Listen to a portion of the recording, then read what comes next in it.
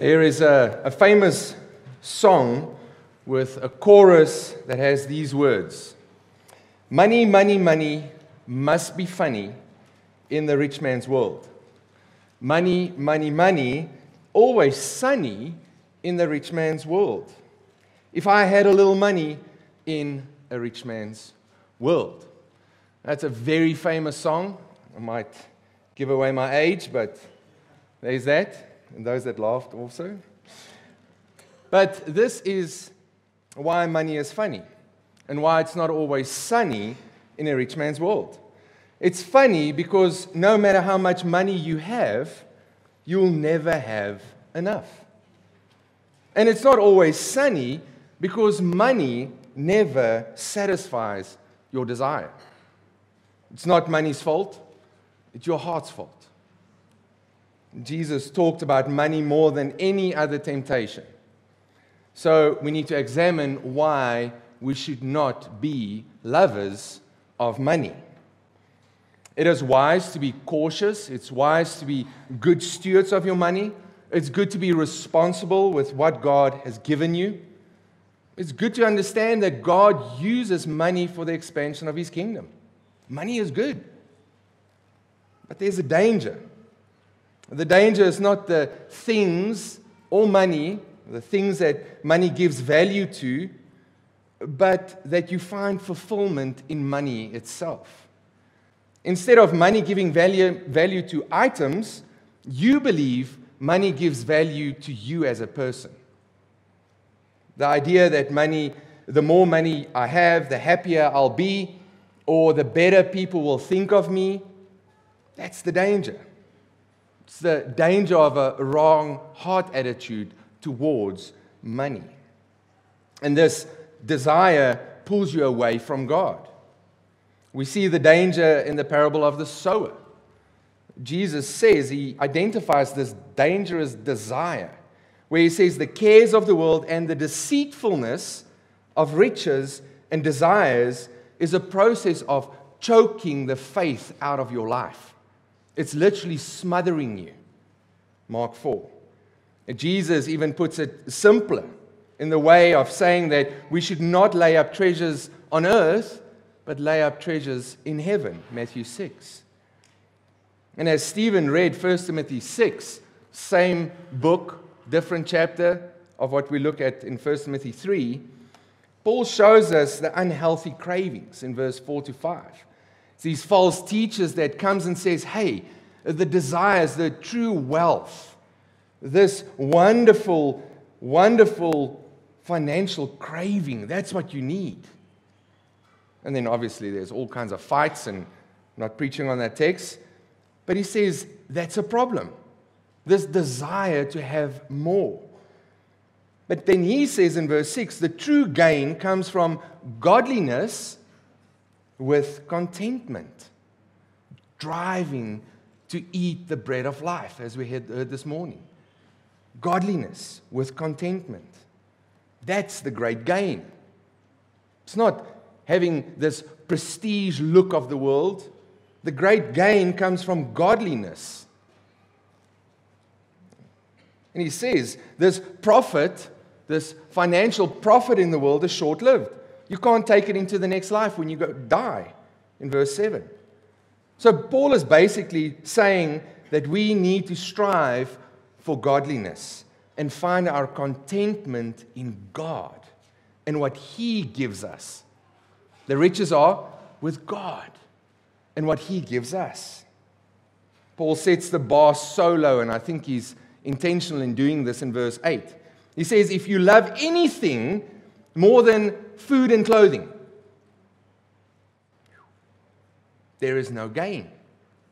Anything more than food and clothing. Anything above that, there's no gain. Nothing.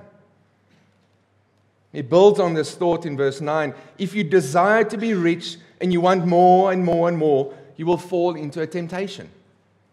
And this temptation is like a snare. It traps you. Similar to that passage of the thorns that just chokes it out.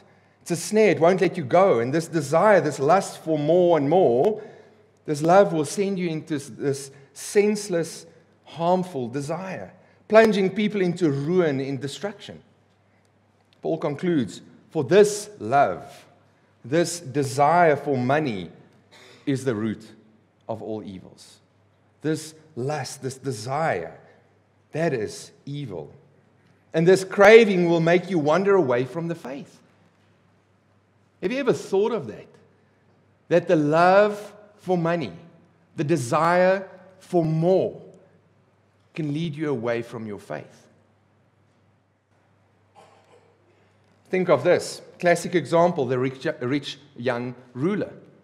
He came to Jesus, he says, Jesus, how can I inherit the kingdom of heaven? Jesus said, take all your stuff, sell it, give it to the poor, and follow me. What was his reaction? It's done. No. Well, really? All my possessions?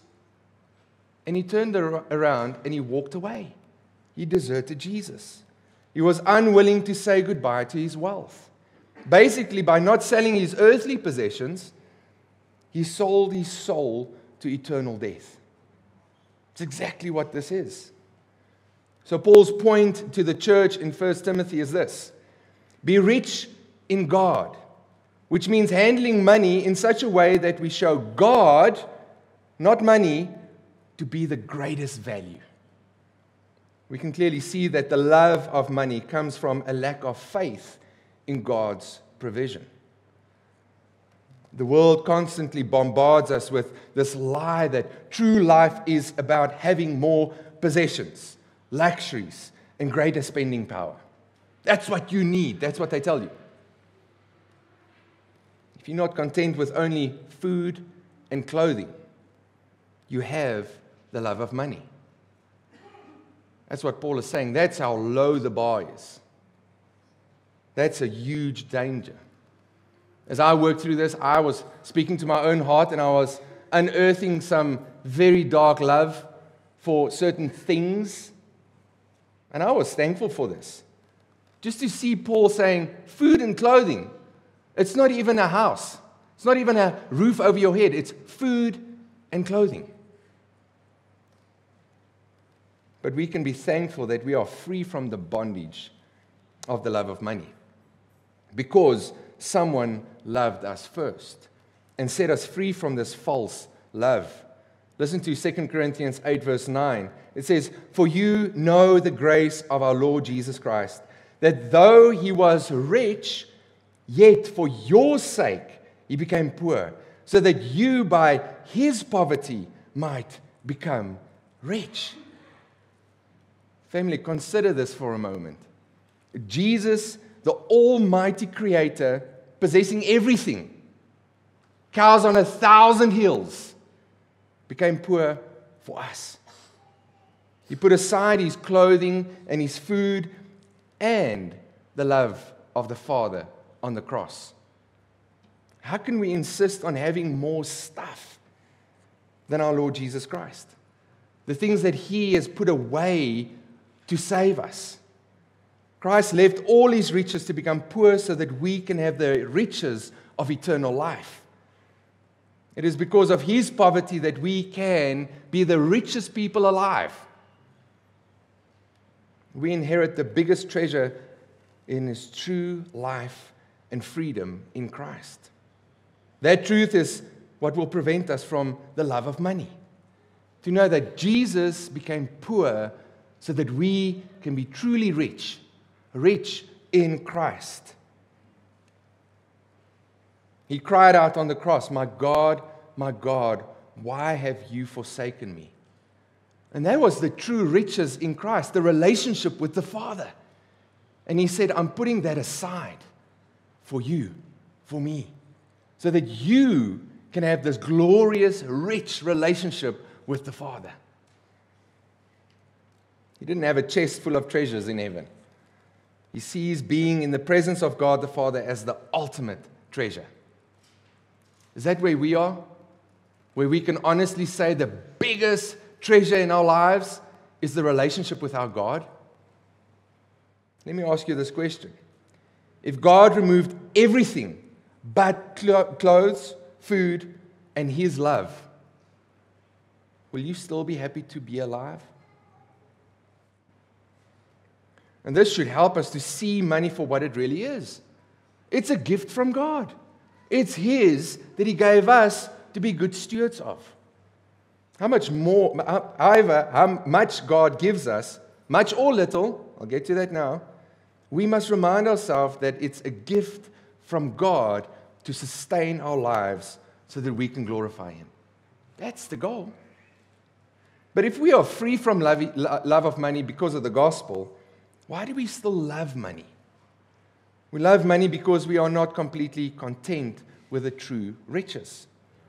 Jesus Himself. Our faith is in the wrong place. Now, tonight, I don't want to draw any definite lines, like this is the love of money and this is not the love of money. But I want to give some helpful guidelines to see where we suffer from the love of money. The love of money is not having too much money, because money is not the problem. You can be the richest man in the world and not love money, because you give all of it away.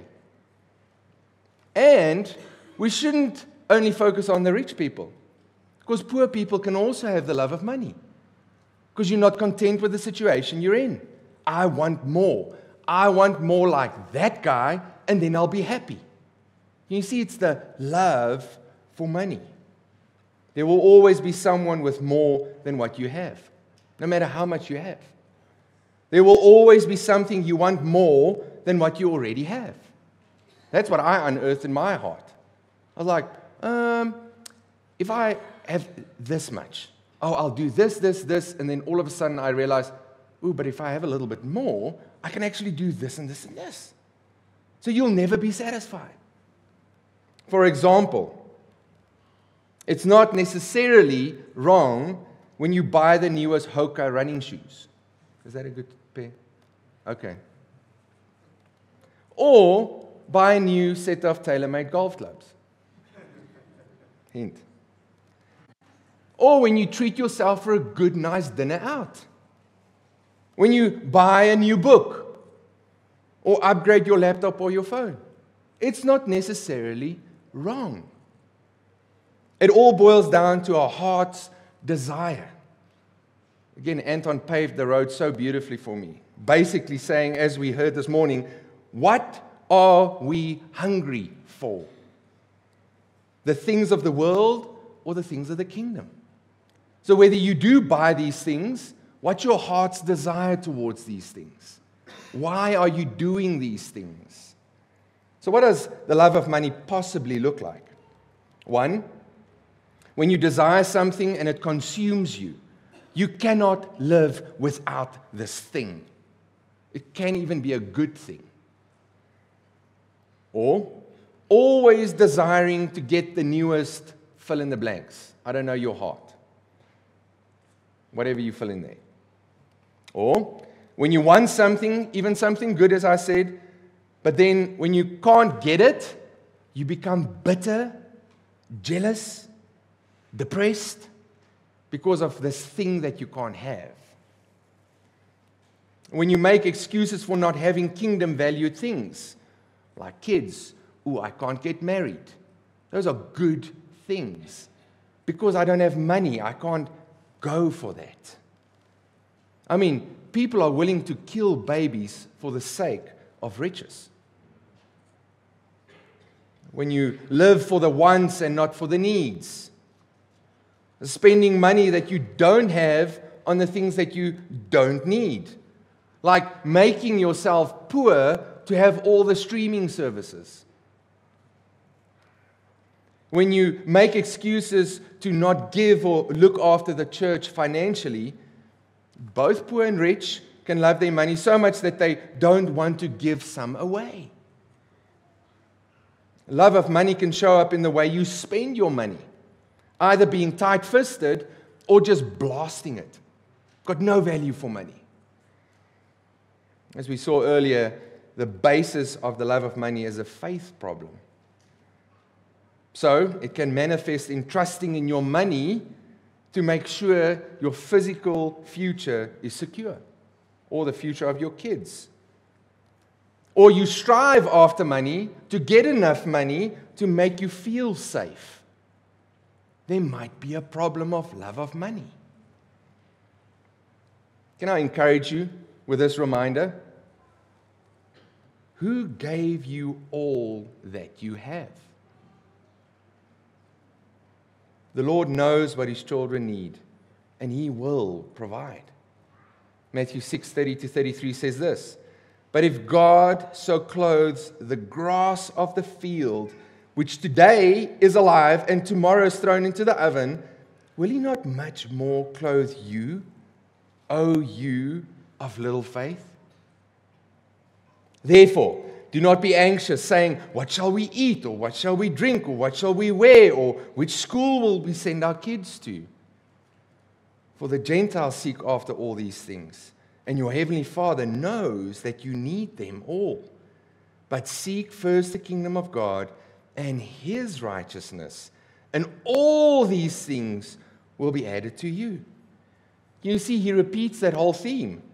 Seek God and His righteousness, godliness, and being content. It's not that you don't have more than food or clothing, because if you do have more, praise God. He added those blessings to your life. But it's the wanting more, not being satisfied with what you have. That's where the problem comes in. It's the way you use your money that will indicate where your love is. It's the way you desire after things that will reveal your heart. Our minds tell us that if we don't have what the world has, we don't have life. Yet God says that if you have Him, you have everything. And when you have Him as your everything, He will know what you need. I'm not saying that you can't strive for more. It's a good thing to look after yourself for when you retire. Because if you are looked after, you won't put pressure on the church to look after you. It's a good thing. It's a good steward thing to save up. But the heart attitude toward money is where the love of money comes in. Why are you doing these things? What are you striving for? Where is your desire? How do we make sure that we're not lovers of money? Two things. We should work on our contentment or our satisfaction, 1 Timothy 6. We need to recapture our identity in Christ. Work on the wonderful, wonderful taste of bread, consumed in feeding on Jesus Christ continually. With contentment comes thankfulness. And when you're truly thankful for what God gives you every day, you will be content. Seeing that every good gift is from God, that's when contentment comes. Secondly, knowing that every good gift comes from God, and that comes with this attitude of thankfulness, and then you'll realize, well, Lord, if it's your money, I'm going to give it back to you. 2 Corinthians 9 verse 7 says, "Each one must give as he has decided in his heart, not reluctantly or under compulsion, for God loves a cheerful giver." And the cheerfulness comes from, Lord, this is yours. And you know what I need, and I'm going to give, and you're going to provide. It's to have an attitude of, it is more blessed to give than to receive. Acts 20 verse 35. Brother, sister, money, money, money. It's not funny when you have the love of money. Money, money, money. It won't be sunny when you have the love of money. There is an eternal danger to loving money. Where is your heart towards what God gives you each week, month, or year? Where is your heart when it comes to true contentment when you feast on the bread of life? Let us pray.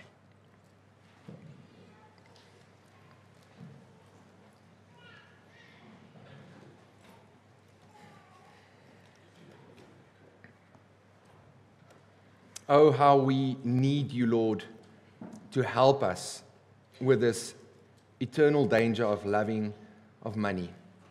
Lord, we pray that you would help us to be good stewards of our money. Help us to know that it comes from you ultimately. And help us to guard the way we spend our money and the way we save money, the way we see money for what it's worth. Help us to find our identity and our value, not in money, but in you. We pray this in Jesus' name. Amen.